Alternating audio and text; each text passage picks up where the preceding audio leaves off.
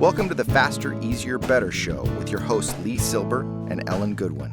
Welcome to another episode of the Faster, Easier, Better show. I'm your co-host, Ellen Goodwin, along with my co-host, LeeSilber, and I am focused in and ready to go. Awesome. Because today we're going to do an episode about focus. I know we've done them in the past, but I think it's kind of important to talk about right now because focus is hard to come by. There's a lot going on in the world, and there's a lot of uncertainty, and there's all these things that makes our brain go, not going to focus, not going to settle down because I'm in fight or flight mode. But you got to focus. Well, it's like when you get a camera, like the old school cameras with the big lens, and you would just focus in on the main part of what you're taking. Oh, you mean like a still camera? Yeah. Yeah. Yeah, you know what I mean? That's what I would say when it comes to working at home is there's all this stuff around you that's distracting, that's keeping you away from being focused, but you've got to just put the camera in front of you, zoom in, and not worry about the background stuff. I mean, it could be blurry, right? Right. I love those photos where the thing in the forefront is clear Foreground, and crisp, yeah. but there's, like kind of it's there, but it's just blurry. That's really the mindset. So for me, if I were to give you one piece of advice, it's if you're just starting to work from home, start to think about creating a workspace and put everything in it you need. Because the minute you get, not that you say get up and move around, I get that, but the less you have to go get something from somewhere else, the less chance you'll be distracted along the way. True. Keep your stuff in one. Yeah. Like you're the captain of a ship and you just swivel around and everything is within Everything's swivel. right there. I am a big believer in using technology to help you focus because that's the best way to do it. I mean, you need to be able to block things. So your phone is tempting, super tempting. There's all those things your brain loves. It's bright, it's exciting, and you get instantaneous response from things. You've got games.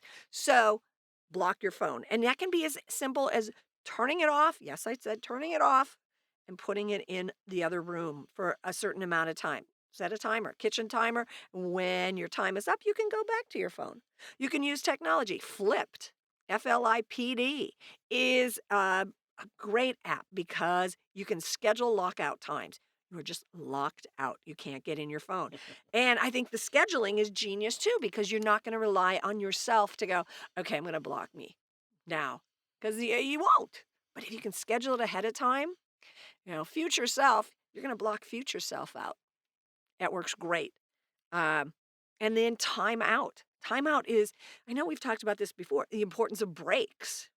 So time out is just a little bit of the opposite. You've been focusing. Time out tells you to take a break and then get back to work. No, I'm listening and learning. I'm taking notes. This is good.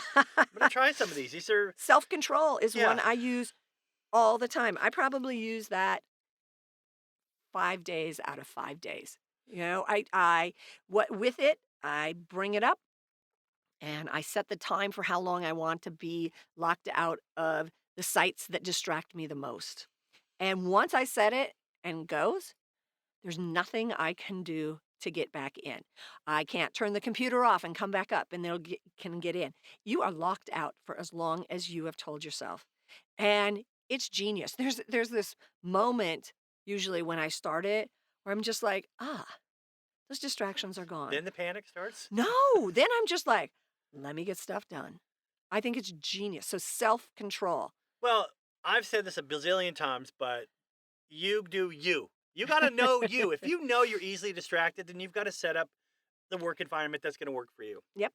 If you have some touch of ADD or ADHD like I do, you've got to know, like, I'm going to work for short amounts of time, and I got to make it easy for me to switch from thing to thing so that I don't have to go get something to start a new project. The time between stopping one, because I'm bored with it, and starting a new one is almost instantaneous. And so using the ability to focus intently for short bursts of time, that's me. If you tell me I'm going to work on an assembly line, I got to do the same thing over and over again for 2 hours straight, that's not going to work for me. Okay. I can do it when I'm super into it, but it's not my strength. So know your strengths and know what worked for you in the office and try and replicate it at home. So if you found, I'm much better at the office, why is that? What were you doing there that you're not doing at home? That's a great idea, Lee. I'm going to think about that, but I haven't been in the office in 25 years. I know. Thanks for listening. Join us again next week for another episode of the Faster, Easier, Better Show.